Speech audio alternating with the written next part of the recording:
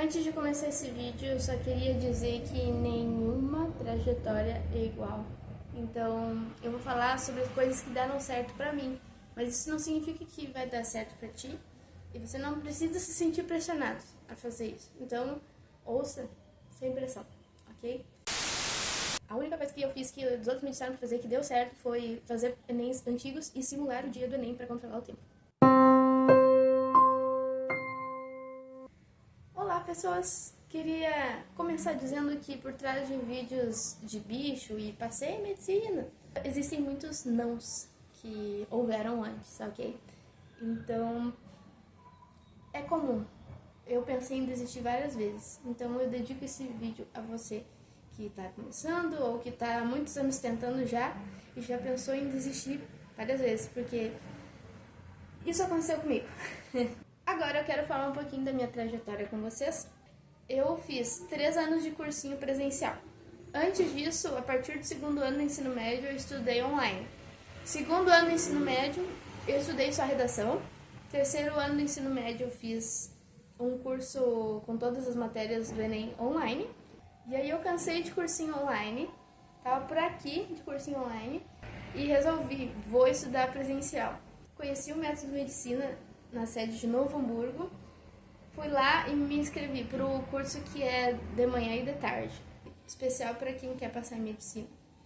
No meu primeiro mês de aula veio a pandemia, e aí eu tive que voltar para o online. O curso se adaptou, tivemos aulas ao vivo, online, e aí eu fiquei 3 anos fazendo o cursinho presencial. O primeiro ano foi um ano que todo mundo que tem o primeiro ano sabe como é. Um ano em que a gente se mata de estudar, porque não sabe ter equilíbrio. Então, gente, o meu primeiro ano, eu considero que foi o ano dos excessos. Eu estudei demais, não sabia equilibrar. E também foi o ano de construção da base teórica. Por quê? Porque eu saí do ensino médio e eu não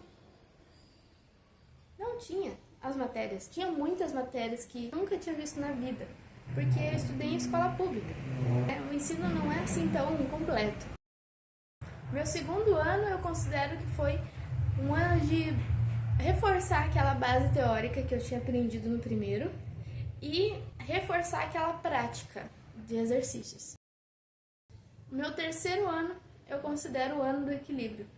O ano que eu menos estudei depois do cursinho, consegui assim respeitar o meu tempo. Quando eu estava muito cansada, eu descansava e tudo mais.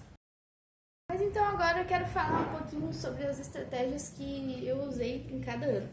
Como eu falei, primeiro ano de cursinho. Todo iniciante olha para aquele monte de matéria e pensa, não vou dar conta. E aí se mata de estudar, né? Estuda 300 horas por dia. Coisas que eu fiz.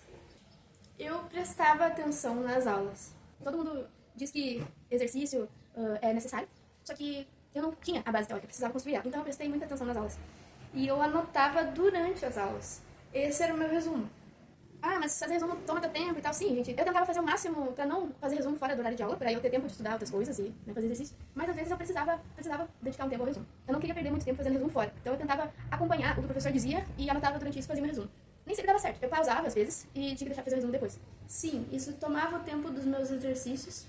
Mas eu, como eu falei, eu tinha muita dificuldade para fazer exercício porque eu não tinha a base. Então eu foquei mesmo. Eu tentava fazer exercício quando podia, mas eu principalmente dei um foco especial para entender a matéria teórica. Outra coisa que eu fazia era perguntar durante a aula. Isso nem sempre faz as pessoas gostarem de você, mas eu fazia isso porque eu queria entender mesmo, eu queria aprender. E depois tinha os plantões de dúvidas, eu também ia. Eu tinha uma meta também de 5 exercícios da apostila da matéria daquele dia. Tipo assim, eu estudei hoje matemática, português, filosofia e história. Chegava em casa e tentava fazer 5 exercícios de matemática, 5 exercícios de filosofia, 5 de português, 5 de história. Lembrei. Olha, não dava sempre certo, porque eu demorava um monte para fazer os exercícios de matemática. Como falei, faltava base teórica. Então, muitas vezes eu deixava de fazer isso para estudar aquela matéria. E aí eu corrigia os exercícios durante os plantões de dúvidas. E uma coisa que eu achava bem importante também era prestar atenção à dúvida dos outros. Isso sempre me fez bem, assim. Claro, pode causar ansiedade, tá? Eu nem sei o que o fulano tá falando. Mas tenta aprender, tenta, sabe? Tenta filtrar os seus pensamentos e tenta usar aquela pergunta dos outros a teu favor. O cursinho fazia simulados, né? 3 simulados Enem por ano e eu fazia. E eu ia muito mal. Porque eu não tinha prática, eu tava aprendendo. Listas de exercício do final de semana. Gente, eu demorava muito pra fazer. Demorava muito. E isso me estressava bastante. Então, eu mais uma vez percebi que faltava conteúdo, né? Mas enfim, eu tentava fazer as listas durante os finais de semana, as listas de exercício. Não fiz vestibulares de inverno, uma porque era pandemia, então tinha poucos vestibulares disponíveis, e outra porque eu senti que eu precisava olhar todo o conteúdo, sabe? Pra poder me sentir segura pra uma prova. Lá no final do ano eu fiz um vestibular de inverno, eu fiz o vestibular da PUC e eu não passei. Então, é isso, gente. Não passei no meu primeiro ano de cursinho em nenhum vestibular. Então, o resumo do meu primeiro ano de cursinho foi construir a base teórica. Não tive muito tempo pra fazer exercício. Tentava, mas ia mal. Quando eu conseguia tempo pra fazer os exercícios, eu ia mal. Isso me deixava bem frustrada. Mas, fiz o Enem. Não deu certo. Fiquei triste, fiquei muito chateada. Mas, levantei a cabeça e pensei, vou tentar de novo.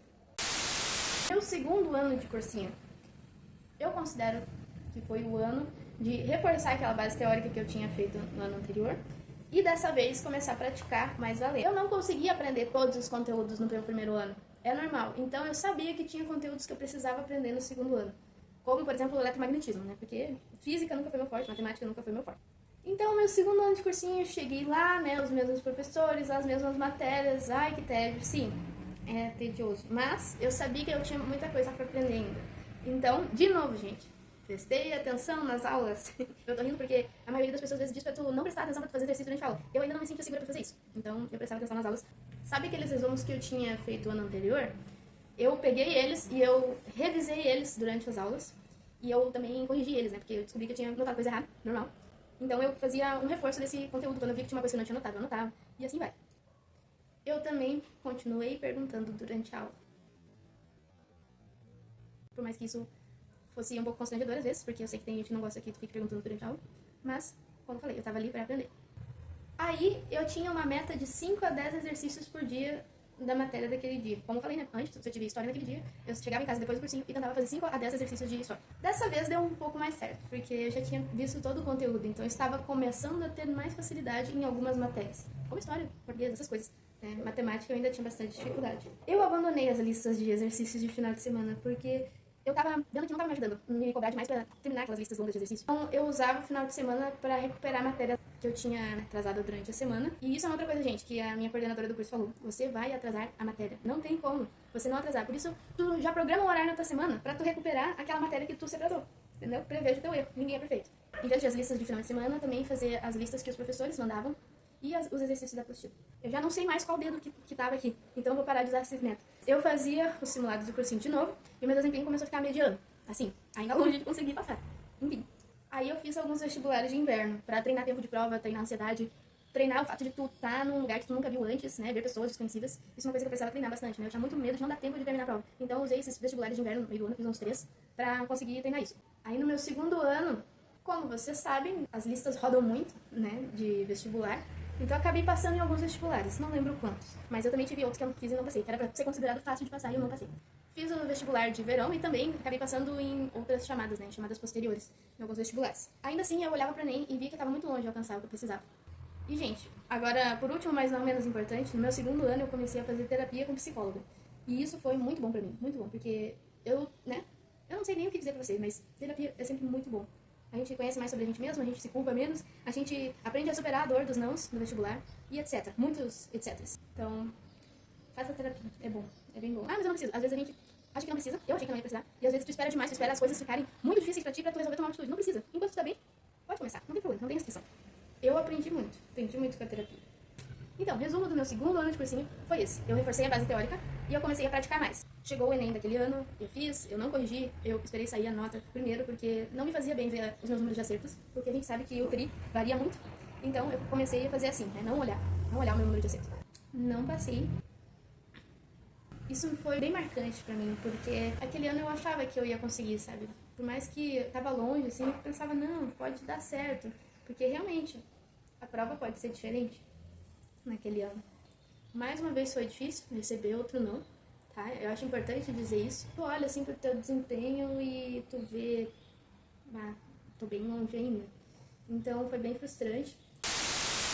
Voltei pro cursinho. Olhei, né, todo mundo faceiro, estudando e tal. E eu tava ali, de novo, vendo os mesmos conteúdos, de novo.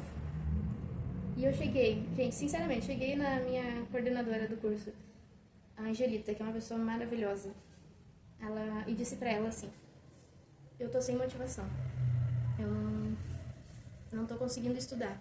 E ela me disse assim: Glenda, eu não posso colocar a motivação dentro de ti, tu vai ter que achar ela. Então faz assim, em abril tu não estuda, tu estuda só o que tu quiser. Assim, tô com vontade de estudar espanhol, vai estudar espanhol, mas não te cobra. Aí tu vê como tu vai estar, em maio tu começa a estudar. E eu fiz isso. E enquanto eu fui fazendo isso, foi passando aquele abril, né? Eu disse para Deus assim, porque Deus sempre foi muito importante para mim, gente. Senhor, se tu quer que eu continue tentando, então me dá vontade de tentar. Foi a segunda vez que eu fiz essa oração, porque do meu primeiro pro segundo ano eu também tinha pensado muito em desistir. E Deus foi colocando vontade em mim. Por mais que eu tava cansada, eu ainda estava querendo aquilo. E sim, veio vontade de desistir de novo, mas eu consegui levantar a cabeça e continuar. Então, gente, meu terceiro ano do cursinho, eu considero como o ano do equilíbrio. Foi um ano que eu estudei bem pouco depois das aulas do cursinho. Às vezes eu não estudava, sabe? Não tô bem, não vou estudar mais, tô muito cansada. De novo, eu acompanhei as aulas, eu fazia exercícios daquela matéria durante as aulas. Olhar todos os conteúdos de novo é muito cansativo. Mas eu fiz isso, continuei olhando as aulas, por mais que eu me achava boa naquela matéria. Eu perguntava durante a aula quando era necessário. Aos domingos eu não estudava, eu deixava pra ficar em família, pra ficar com os amigos, pra ir na igreja, fazer outras coisas. Pra descansar minha cabeça, porque eu sabia que eu ia surtar se eu não fizesse isso. Durante os sábados, eu comecei a fazer Enems anteriores. Fazia um dia de Enem, e eu simulava o tempo. E eu considero isso uma das coisas mais importantes que eu fiz. Sim, às vezes eu precisava estudar no domingo, mas eu cuidava pra não fazer isso 2 domingos seguidos. Durante a semana, eu corrigia os exercícios do Enem em casa, ou ia nos plantões de dúvidas com os professores. E corrigia os meus erros. E eu também, gente, eu fazia uma coisa que era assim. Olhava pra cada questão e perguntava por que eu errei isso. Foi por pressa? Foi por falta de atenção? Foi por que eu não sabia isso? Ou foi por má interpretação? Isso me ajudou a ver que eu tava errando muita coisa porque eu não tinha entendido, ou porque eu não tinha prestado atenção, ou porque eu tinha feito com pressa, com medo de não dar tempo de responder. Isso foi conselho do meu cursinho. Isso começou a me fazer perceber que eu estava errando muita coisa porque eu tinha medo de não dar tempo de terminar. A partir do momento que tu simula o dia do Enem, essa preocupação começa a ficar um pouco menor. Fiz vestibulares de inverno, fiz vestibulares de verão, passei em alguns, em outros eu não passei. Os diferenciais desse terceiro ano foi, né, a terapia, né, mais intensa que eu fiz. Eu não me pressionei para passar também. Esperava que talvez eu ia passar em uns 2 anos, mais ou menos. Eu simulei o dia de Enem, eu corrigi os meus erros e eu não me pressionava para ser perfeita, porque eu sabia que isso era impossível. Eu repetia assim para mim mesma: eu não tenho medo dos meus erros. Os meus erros me ajudam a crescer. Para mim, me ajudou muito foi a fé em Deus. Porque eu olhava para minha nota e eu via que ela precisava dar um salto muito grande para atingir a nota de corte. E eu sabia que isso era impossível. Mas eu novamente entreguei para Deus: Senhor, faz a tua vontade. Eu vou dar o meu melhor. Eu vou dar o meu melhor, não precisa ser perfeito. E nesse ano chegou o Enem. Fiz o Enem, fiz o segundo dia do Enem, saí com uma sensação muito ruim daquela prova, porque tinha sido muito difícil. E se vocês fizeram Enem, vocês sabem, né? Foi muito difícil. E eu chorei, eu disse pro meu pai: não vai dar, não vai dar. Aí chegou fevereiro, saiu a nota do Enem e eu tive uma surpresa, porque a minha nota tinha dado o salto que ela precisava dar e a nota de corte deu uma baixada. Eu tava, assim, bem próximo de conseguir entrar, mas ainda assim tava na dúvida.